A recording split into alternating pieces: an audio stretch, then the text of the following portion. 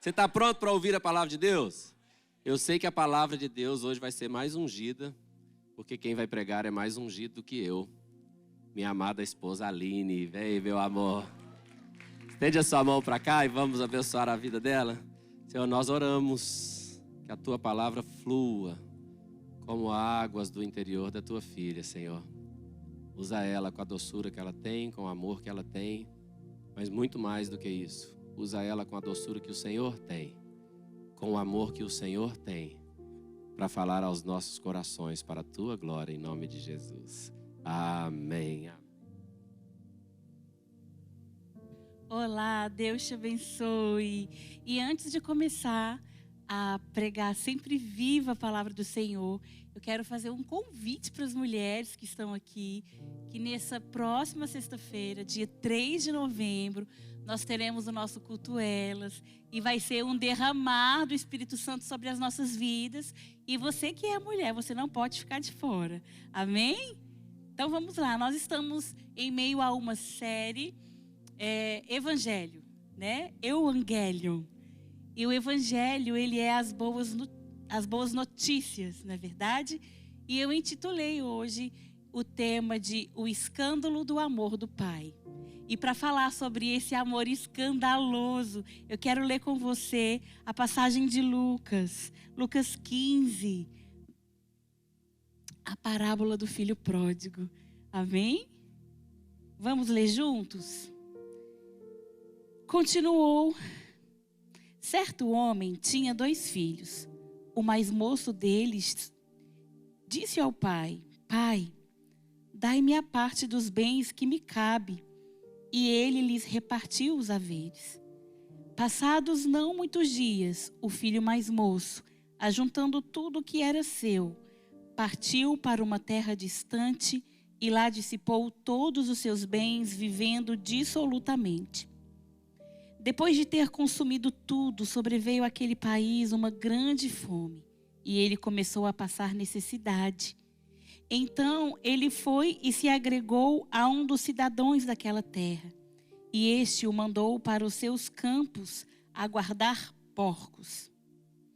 Ali desejava ele fartar-se das alfarrobas que os porcos comiam, mas ninguém lhe dava nada. Então, caindo em si, disse: Quantos trabalhadores de meu pai têm pão com fartura, e eu aqui morro de fome. Levantar-me-ei e irei ter com meu pai e lhe direi: Pai, pequei contra o céu e diante de ti.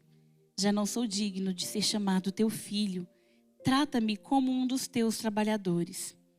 E levantando-se, foi para o seu pai. Vinha ele ainda longe quando seu pai o avistou, e compadecido dele, correndo, o abraçou e beijou. E o filho disse: Pai, pequei contra o céu e diante de ti. Já não sou digno de ser chamado teu filho. O pai, porém, disse aos seus servos: Trazei depressa a melhor roupa, vestiu, pondo-lhe um anel no dedo e sandálias nos pés. Trazei-o também e matai o novilho cevado, comamos e regozijemo-nos. Porque este meu filho estava morto e reviveu, estava perdido e foi achado. E começaram a regozijar-se. Ora, o filho mais velho estivera no campo, e quando voltava, ao aproximar-se da casa, ouviu a música e as danças. Chamou um dos criados e perguntou-lhe o que era aquilo, e ele informou: Veio teu irmão e teu pai mandou matar o novilho cevado, porque o recuperou com saúde. Ele se indignou e não queria entrar. Saindo, porém, o pai procurava reconciliá-lo. Mas ele respondeu ao seu pai: Há tantos anos que te sirvo, sem jamais transgredir uma ordem tua, e nunca me destes um cabrito sequer para alegrar-me com os meus amigos. Vindo, porém, esse teu filho que desperdiçou os teus bens com meretrizes, tu mandastes matar para ele o novilho cevado. Então lhe respondeu o pai: Meu filho, tu sempre estás comigo, tudo o que é meu é teu. Entretanto, era preciso que nós regozijássemos e nos alegrássemos, porque esse teu irmão estava morto e reviveu, estava perdido e foi achado. Uau! Essa parábola, ela é a parábola das parábolas. Ela é a parábola maior. E essa parábola, ela é muito rica em detalhes. Eu confesso para você que todas as vezes que eu leio essa parábola do filho pródigo, o Senhor me revela algo diferente. E então, esse pai, ele tinha 2 filhos. O mais moço, ele chega diante do pai e fala assim: pai, me dá a minha herança, me dá a parte que me cabe.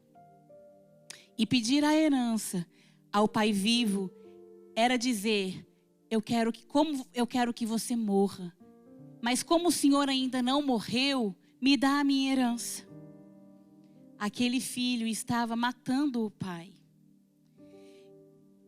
E é tão interessante ver que, mesmo diante desse insulto, mesmo diante dessa ofensa àquele pai, ele não nega a herança, ele dá o que aquele filho estava pedindo.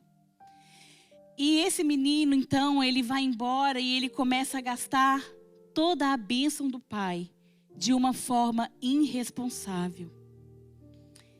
Agora, esse mesmo homem tem um filho mais velho, que está em casa, que vive dentro da casa do pai, mas esse filho vive como um escravo.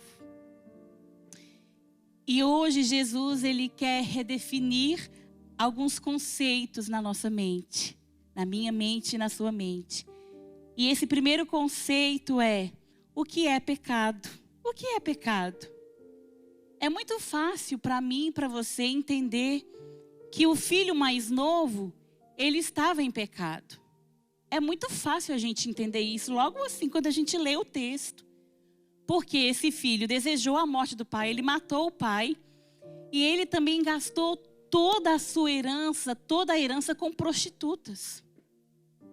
Agora você imagina isso há 2000 anos atrás, onde o mundo era um mundo muito mais criterioso do que hoje. Hoje já é um absurdo isso, né? Mas imagina isso há 2000 anos atrás. Então assim, a gente logo consegue perceber que esse filho mais novo estava em pecado.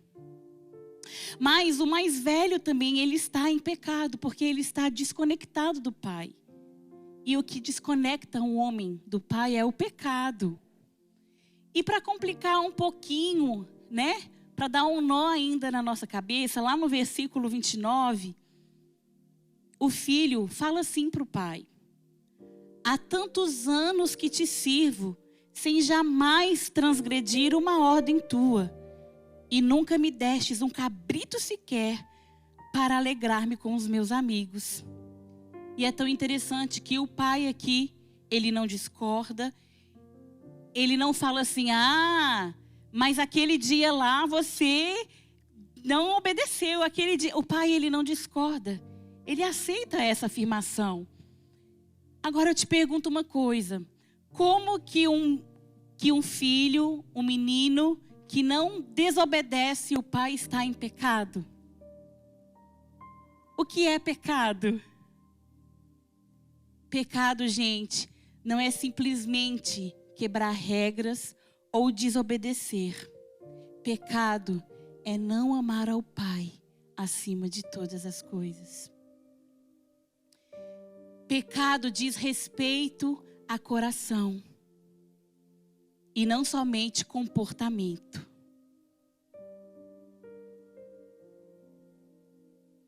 A Bíblia diz que Deus, ele vê coração. O homem, ele vê a aparência, mas o nosso Deus é aquele que contempla um coração.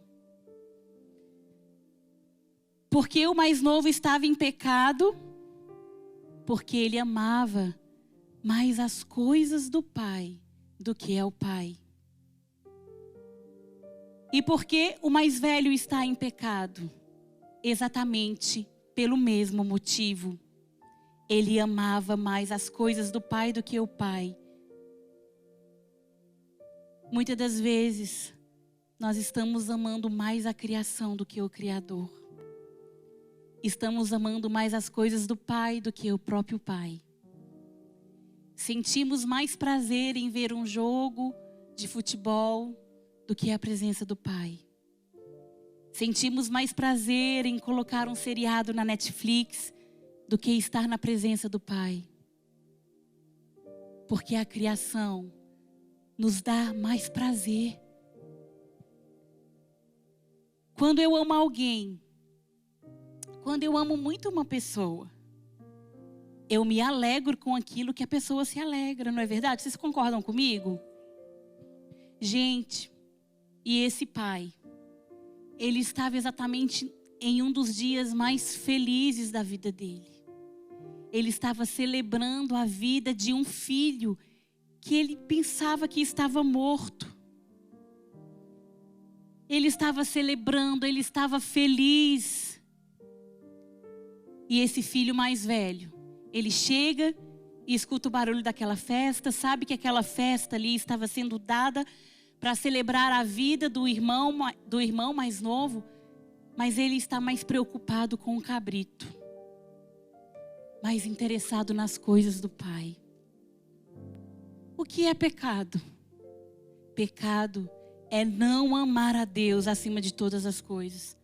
Nós podemos ver que o primeiro mandamento lá de Êxodo 23 é: não terás outros deuses diante de mim. Chegaram para Jesus, lá em Marcos 12, do versículo 28 a 29, 30, depois você pode ler, e perguntaram assim para Jesus: qual é o principal de todos os mandamentos? E Jesus respondeu: amarás o Senhor de todo o teu coração, com toda a sua alma, de toda a sua alma, de todo o seu entendimento e com toda a tua força. Ei, presta atenção, o que é pecado?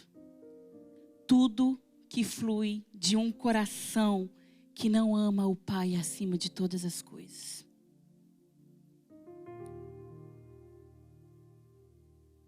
E eu quero te falar algo muito forte.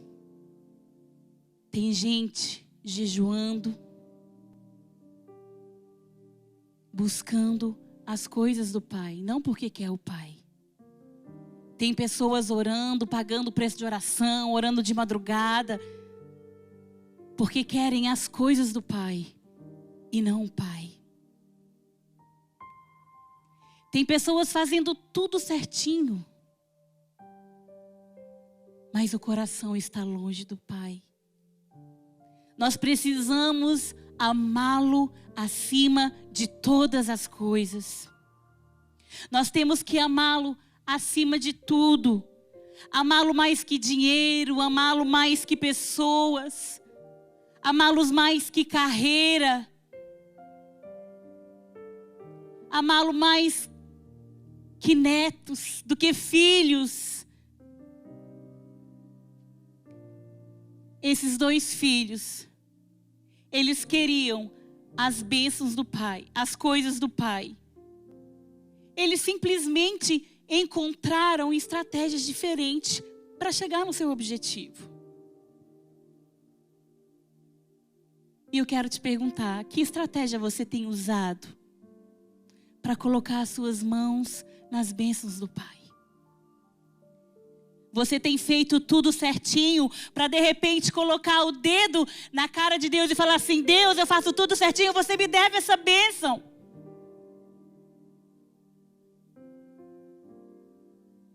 Que filho você é? Qual estratégia você tem usado? Ou você é esse terceiro filho que está contando a parábola e é totalmente apaixonado pelo Pai Jesus?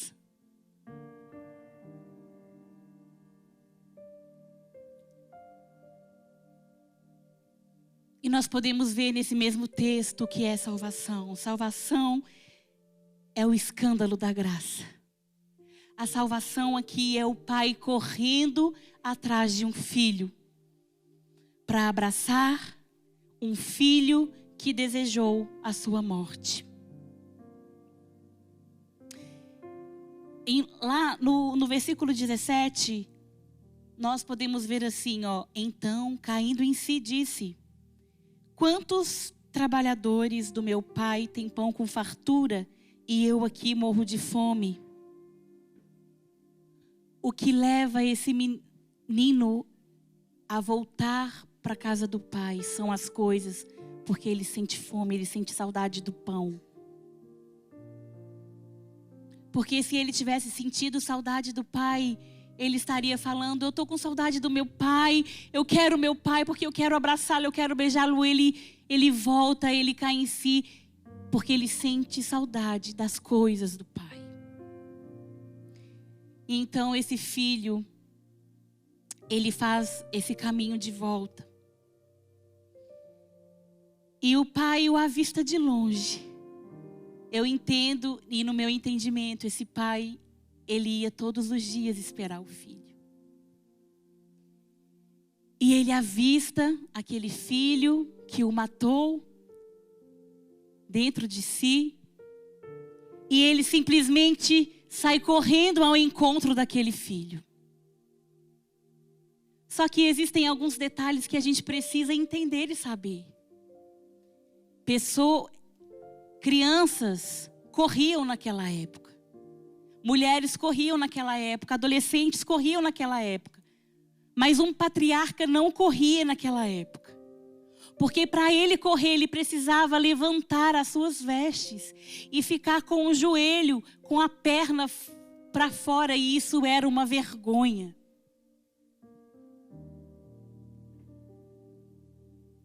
Mas aquele pai, ele não importa em passar aquela vergonha. Tudo que ele quer é abraçar e encontrar aquele filho.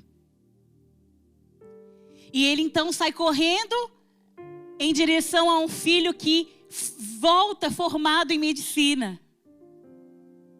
Ele sai correndo para encontrar um filho que se casou e volta com seus 3 filhos. Ele sai correndo em direção a um filho que multiplicou a sua herança. Não.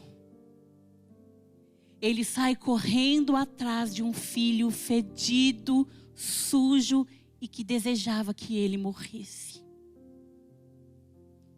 Que Deus é esse? Que Deus é esse? Me explica, porque eu não consigo explicar, eu não consigo ter explicações. Que Deus é esse?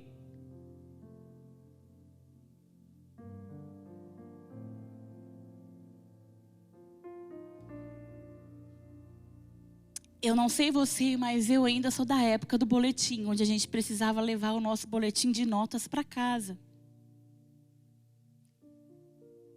Imagine você tendo que levar o boletim para o seu pai. E você leva o boletim para o seu pai e está todo vermelho. Todas as notas estão vermelhas. Aquele boletim todo ensanguentado. Nota vermelha até em educação física. Aí você para assim: meu Deus, você não tem perna nem braço não para levar. Nota vermelha em educação física. E aí aquele filho apresenta aquele boletim lá para o pai. E o pai olha aquele tanto de nota vermelha. E a primeira coisa que ele fala com o menino é: chama lá sua mãe. E a mãe já vem com muito medo, né? Ai, meu Deus do céu, vai sobrar para mim. E aí então o pai vira para a mãe e fala assim: você viu aqui o boletim dele? Aí a mãe: eu vi. Faz uma coisa, vai no supermercado, compra picanha, compra muito refrigerante, contrata um DJ que nós vamos dar uma festa para esse menino. Seu pai é assim? Foi isso que aquele pai fez com aquele filho. Não tem explicação. Não se explica. E eu quero te falar uma coisa: não importa como você chegou aqui hoje. Não importa o seu passado, se é sujo. Não importa se você veio aqui atrás de uma bênção. Não importa se você veio aqui querendo as coisas do Pai. Não interessa o seu passado. Sabe o que você tem que fazer? Absolutamente nada, porque Ele já fez tudo. A única coisa que você precisa fazer é ficar parado e receber o amor do Pai, o abraço do Pai.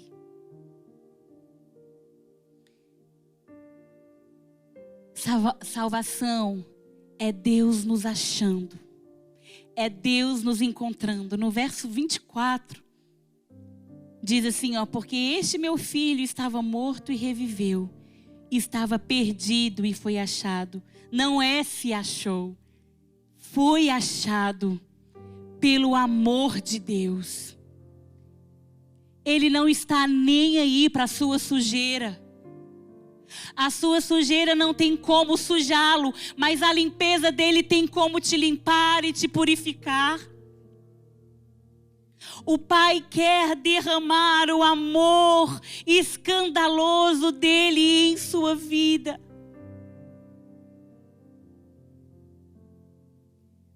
Talvez um dia o seu coração teve contato com as drogas. E aí você gostou tanto daquela experiência e pensou, ai, a droga me ama. E aí depois você descobriu que aquilo queria te matar. Talvez o seu coração um dia entrou em contato com um homem ou uma mulher e aí você ficou apaixonada e pensando, ele me ama, mas um dia ele te deixou. Ou talvez um dia você se empenhou tanto na sua carreira profissional e você falou, eu encontrei a razão do meu viver, eu amo. Mas um dia chegou alguém mais capacitado que você e você foi embora. E hoje nós estamos aqui falando do amor da nossa vida. Aquele que nunca vai embora. Aquele que não desiste de mim e de você. Aquele que nos ama e nos encontra. Sabe, Ele está todos os dias no caminho tentando te avistar. Para correr ao seu encontro e te abraçar e te beijar.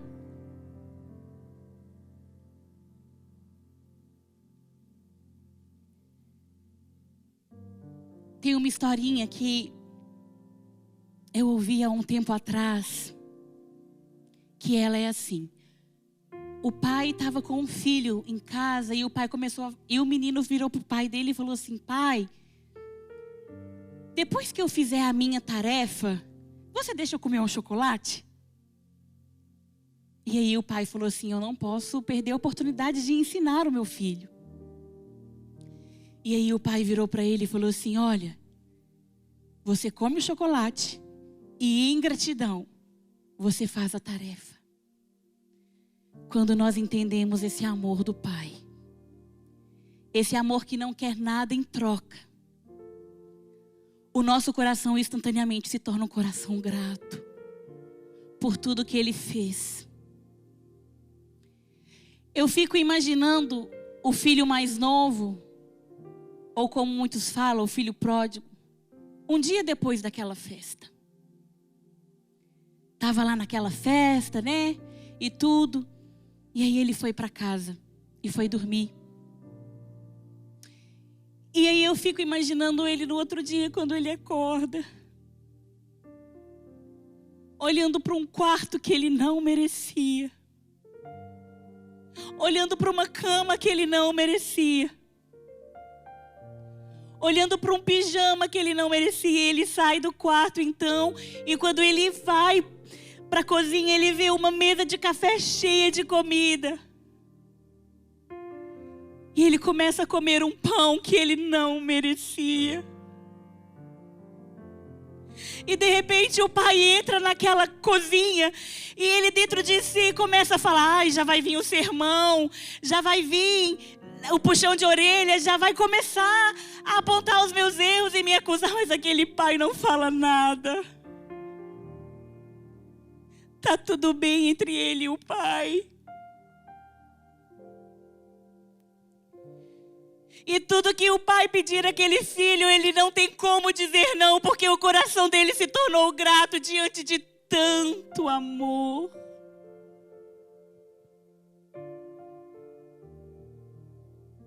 Eu quero te falar uma coisa, o evangelho, ele não mudou. O evangelho, ele continua sendo o mesmo. O evangelho, ele não passou por reformas. A porta ainda é estreita.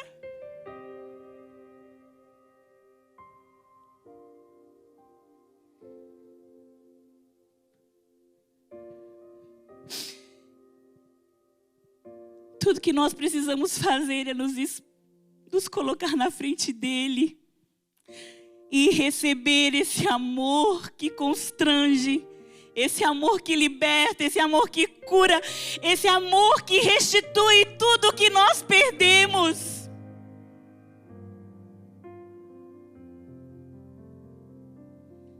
Eu queria que você se colocasse de pé.